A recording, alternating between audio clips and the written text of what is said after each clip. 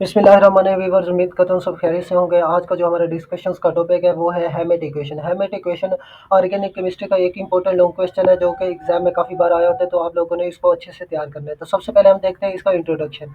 Introduction में हम कहते हैं कि this equation was developed and published by the L P hamate. L P hamate एक साइंटिस्ट था।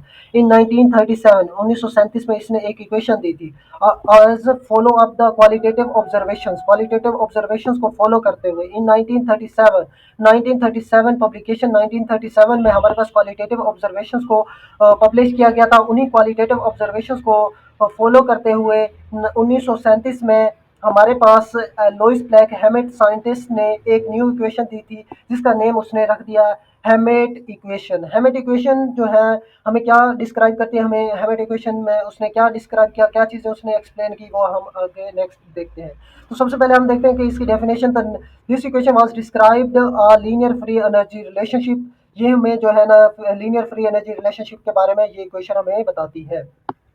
अब ये रिलेशनशिप किन किन के दरमियान, rate reaction rate and the equilibrium constant और रिएक्शन के रेट के दरमियान फ्री एनर्जी रिलेशनशिप के बारे में हमें जो है ना ये इक्वेशन डिस्क्राइब करती है।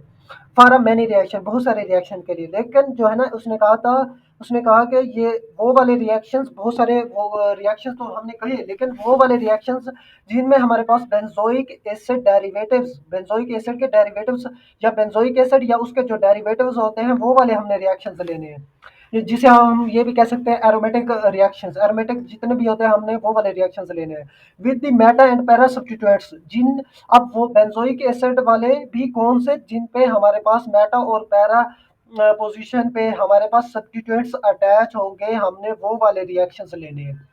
मेटा और पैरा पोजीशन पे हमारे पास सब्स्टिट्यूएंट्स अटैच होंगे बेंजोइक एसिड के साथ, तो देन हम वो वाले रिएक्शंस लेंगे। तो सबसे पहले हम देखते हैं इसके साथ जो है ना बेसिक इक्वेशन। इस बेसिक इक्वेशन में हमें क्या, उसने कौन सी इक्वेशन दी थी, उसने कहा था कि लॉग के और K naught is equal to reaction constant and substituent constant. ये जो दो है, ये वाले जो नोटेशन है, ये वाले जो दो साइन है, does not follow from the elemental thermodynamics and chemical kinetics और थर्मोडायनेमिक्स में यूज होने वाले साइंस।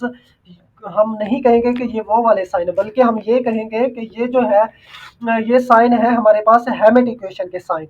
अब हेमेट ने इनको क्या, इन साइन को क्या नेम दिया था, के को उसने नेम दिया कि ये के हमारे पास होता है एक्विलिब्रियम कांस्टेंट, और के नाट को उसने कहा कि ये के नाट जो है ना रेफरेंस कांस्टेंट है।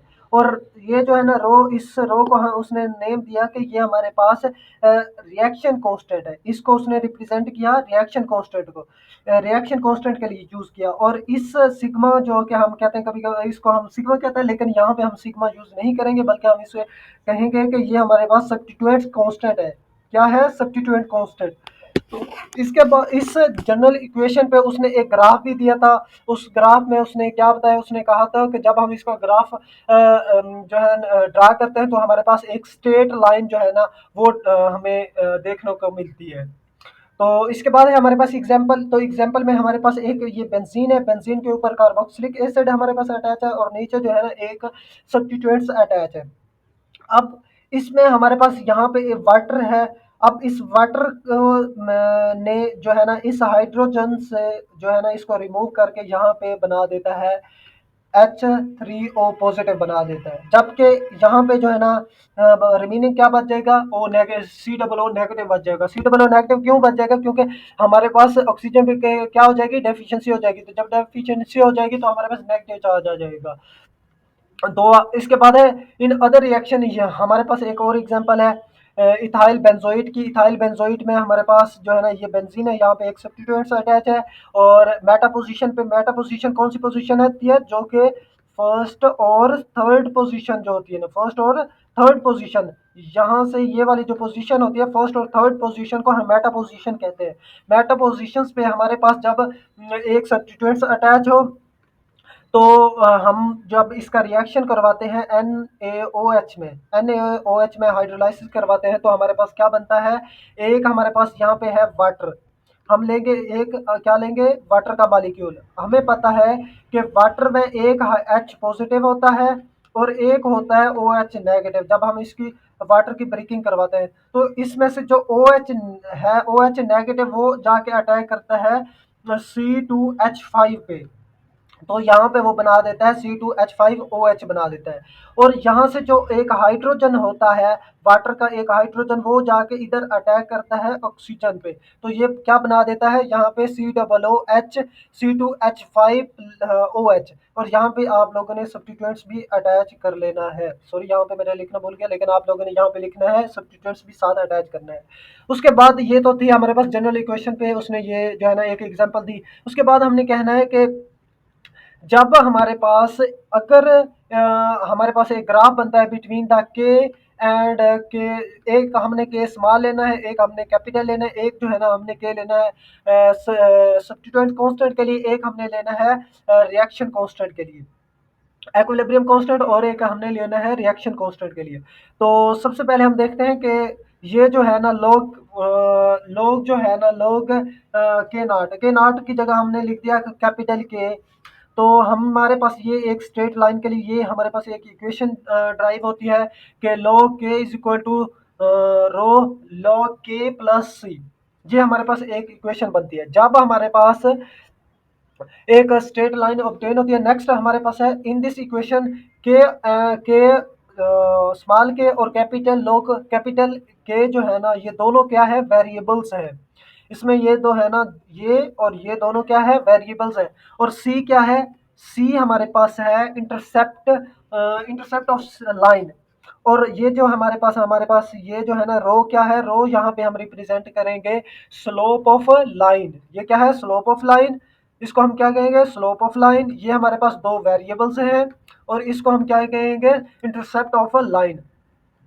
उसके बाद ये तो था हमारे पास जब सब्स्टिट्यूएंट्स अटैच हो। अब जब हमारे पास कोई सब्स्टिट्यूएंट्स अटैच ना हो, ये देखिए यहाँ पे मेटा पोजीशन पे या पैरा पोजीशन पे कोई भी सब्स्टिट्यूएंट्स जब अटैच नहीं होगा, तब हमारे पास एक इक्वेशन आएगी कि log k not is equal to rho log k not plus c. जब हमारे पास कोई भी सब्स्टिट्यूएंट्स अटैच नहीं होगा तो हमारे पास ये इक्वेशन आएगी। अब हमने हैमेट ने क्या किया कि हैमेट ने सब्स्टिट्यूएंट्स और अनसब्स्टिट्यूएंट्स वाली दोनों इक्वेशंस को क्या कर दिया, सब्ट्रैक्ट करवा देता है। तो ये थी हमारे पास सब्स्टिट्यूएंट्स जिसके साथ अटैच था, ये वाली इतनी इक्वेशन क्या थी, ये हमारे पास सब्स्टिट्यूएंट्स में हमारे पास यूज़ करते हैं ये और ये वाली चीज़। और इसके साथ साथ हमने ये वाली की चीज़, ये जो हमने ऊपर जो अभी मैंने आपको बताया कि ये वाली चीज़ log के रो log के प्लस सी, ये जो है ना हम किस लिए यूज़ करते हैं, ये हम यूज़ करते हैं जब कोई सब्स्टिट्यूएंट्स अटैच हो। और ये इक्वेशन हम कब यूज़ करते हैं, जब कोई भी सब्स्टिट्यूएंट्स अटैच ना हो। ये हमारे पास सब्स्टिट्यूएंट्स वाली अटैच थी, ये इसमें सब्स्टिट्यूएंट्स नहीं था। तो हमने क्या था कि सब्स्टिट्यूएंट्स में से अनसब्स्टिट्यूएंट्स वाली जो हम इक्वेशन है उसको क्या कर देंगे, सब्ट्रैक्ट कर देंगे, मीन्स नफी कर देंगे, माइनस कर देंगे। तो ये माइनस ये आ जाएगा और फिर ये जो है ना सब्स्टिट्यूएंट्स वाली इक्वेशन आ जाएगी, माइनस ये वाला आ जाएगा और इसका ये सी ये वाला माइनस कर देंगे। तो हमें पता है कि ये प्लस का सी और माइनस का सी आपस में क्या हो जाएंगे, कैंसल आउट हो जाएंगे। तो मैंने क्या किया है, प्लस का साइन, प्लस का सी और माइनस के सी को मैंने क्या कर दिया, कैंसिल कर दिया। ये प्लस का साइन माइनस का साइन आपस में कैंसिल हो गया। हमें यहाँ पे जो है ना एक फार्मूला बन रहा है। log का हमारे पास फार्मूला होता है और यहाँ पे भी हमारे पास जो है ना, यहाँ से हमने रो को क्या कर लेना है, कॉमन ले लेना है इन दोनों में से। तो मैंने रो को क्या कर लिया, यहाँ पे कॉमन ले लिया है, ये खत्म हो गया और ये जो आ जाएगा इस तरह से, जस्ट इस तरह से। ये मैंने जस्ट क्या किया है, इसको मैंने सेम टू सेम लिखा है। ये देखिए मैंने सेम टू सेम लिखा है, इसको भी मैंने सेम टू सेम लिखा है, ये भी सेम टू सेम आ गया, ये भी सेम टू सेम आ गया। लेकिन इसमें से मैंने क्या किया है, रो को दोनों में से कॉमन ले लिया, ठीक है। अब नेक्स्ट स्टेप में मैंने क्या किया है कि इन दोनों में से जो है हमारे पास फार्मूला होता है कि log a minus log b is equal to log a minus log b is equal to log a over b। जहाँ पे भी हमारे पास a है वहाँ पे हम क्या ये चीज़ पुट कर देंगे और जहाँ पे log b है वहाँ उसकी जगह ये पुट कर देंगे। जब ये चीज़ बन रही है हमारे पास सेम टू सेम ये चीज़ बन रही है ना, हम इन दोनों की जगह क्या कर देंगे, a की जगह हम पुट कर देंगे ये वाली चीज़। देखें ये मैंने लगाया log आ गया, ए की जगह मैंने क्या कहा था कि ये वाली चीज़ पुट करनी है और बी की जगह मैंने ये चीज़ पुट कर दी, तो ये वही चीज़ बन रही है हमारे पास। फार्मूला ये जो है ना कंप्लीट बन रहा है, ये हमने दोनों साइड्स पे कर देना है। ये हमने लेफ्ट साइड पे किया था, इधर जो है ना हमारे पास रो आ जाएगी। रो आप लोगों ने सॉरी यहाँ पे जो है ना रो भी लिख लेनी है, आपने क्या लिखना है, रो भी लिख लेना है इस तरह से, इसके साथ रो भी है हमारे पास। लो के ओवर के नॉट। अब जो है ना हमें इस पूरा जो है ना ये वाला फैक्टर, इसको हमने लेट कर लेना है, ये हमारे पास ये वाला इस साइन के बराबर है। तो हमने इस इक्वेशन में ये वाला साइन पुट कर देना है, तो ये हमारे पास फाइनल इक्वेशन है हैमिड की। This is the final equation of Hammett equation. तो नेक्स्ट इसके जो ग्राफ था, जो मैंने कहा था कि एक स्ट्रेट लाइन जो है ना वो ड्रा होती है के और के नॉट के दरमियान। तो ये देखे मैंने एक के और के नॉट के दरमियान जो है ना एक ग्राफ बना दिया है। यहाँ पे जो है ना लोग जो है ना एक के स्मॉल लिया है और यहाँ पे मैंने के जो है ना कैपिटल वाला लिया है। यहाँ बाकी चीज़ें सेम है, इधर भी बाकी चीज़ सेम है। और इधर मैंने जो है ना एक ग्राफ बनाया है, यहाँ पे पैरा पोजीशन पे मिथॉक्सी अटैच है। तो इसकी जो है ना ये इस साइड इधर आएगा। जब हमारे पास पैरा पोजीशन पे हमारे पास मिथाइल ग्रुप अटैच होगा, उसके बाद हाइड्रोजन होगा, उसकी क्या एनर्जी होगी, ये जो है ना हमने इस तरह से एक ग्राफ बना लेना है। तो ये ग्राफ भी इंपॉर्टेंट है, आप लोगों ने इसको भी अच्छे से तैयार करना है। ये देखें यहाँ पे पैरा बेटा पोजीशन पे भी हमारे पास NO2 आ रहा है। यहाँ पे आप लिखोगे पी, सॉरी यहाँ पे आप लिखोगे क्या, पी। वहीं पैरा पोजीशन पे नाइट्रो ग्रुप क्या होगा, और पैरा पोजीशन पे जब हम इसको अटैच करेंगे तो तब क्या होगा। यहाँ पे मैंने मेटा पोजीशन लिया है और यहाँ पे ऊपर क्या लिया है, इसको हम क्या लिखेंगे कि ये हमारे पास मेटा पोजीशन पे नाइट्रो ग्रुप अटैच है और ये जो है ना पैरा पोजीशन पे नाइट्रो ग्रुप अटैच है। तो मेटा पोजीशन पे नाइट्रो ग्रुप अटैच होगा तो उसकी एनर्जी कम होगी, तो पैरा पोजीशन पे होगी तो ये इसकी एनर्जी क्या होगी, ज़्यादा होगी। तो इसलिए ये था हमारा आज का इम्पोर्टेंट लेक्चर।